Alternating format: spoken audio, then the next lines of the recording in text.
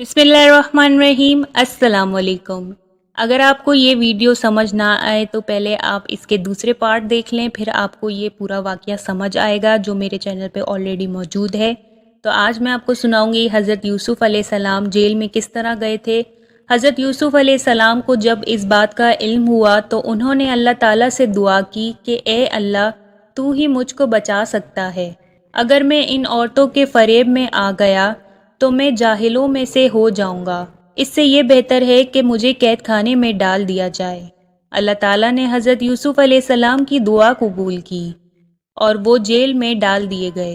हज़रत यूसुफ़ अलैहिस्सलाम से पहले जेल में 2 कैदी और भी थे, एक शाही बावर्ची और दूसरा बादशाह को शराब पिलाने वाला साकी।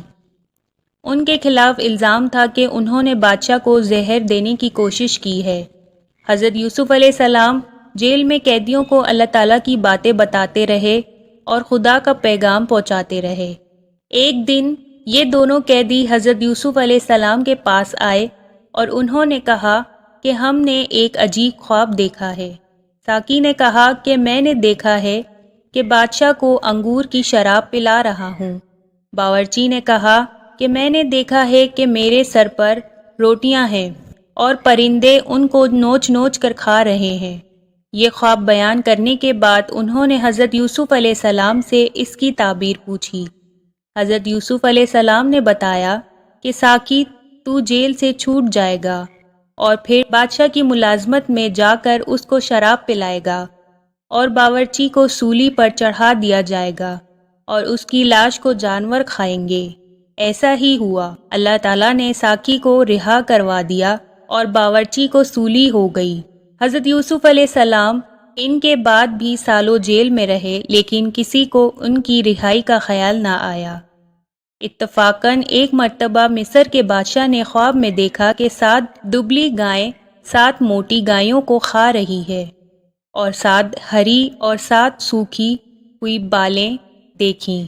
बादशाह ने अपने दरबारियों से इसकी ताबीर पूछी, मगर कोई भी सही जवाब ना दे सका। बादशाह ने अपने दरबारियों से इसकी ताबीर पूछी, मगर कोई भी सही जवाब ना दे सका। इस मौके पर साकी को याद आया कि इसने अपना ख्वाब हज़रत यूसुफ़ अलैहिस्सलाम से पूछा था और आपका जवाब बिल्कुल सही हुआ था। इसने कहा कि जेल में एक शख्स है जो ख्वाब की सही ताबीर बयान करता है। बादशाह, जिसको अजीज़ मिस्र कहते थे, इजाज़त लेकर वो जेल गया और यूसुफ़ अलैहिस्सलाम से सारा वाक़या बयान किया। हज़रत यूसुफ़ अलैहिस्सलाम ने फरमाया कि इस ख्वाब की ताबीर तो ये है कि 7 साल मुल्क में खूब गला पैदा होगा और 7 साल सख्त कहत पड़ेगा और फिर 1 साल आएगा जिसमें खूब बारिश होगी और गिला होगा। जब इस शख्स ने बादशाह को जाकर ये खबर सुनाई तो उसने कहा कि यूसुफ़ अलैहिस्सलाम को बुलाया जाए। जब वो दोबारा हज़रत यूसुफ़ अलैहिस्सलाम के पास गया और बादशाह का पैगाम सुनाया तो आपने फरमाया, उन औरतों का क्या हाल है जिन्होंने अपने हाथ काट लिए थे? बेशक मेरा रब उनके मकरू फरेब से वाकिफ़ है।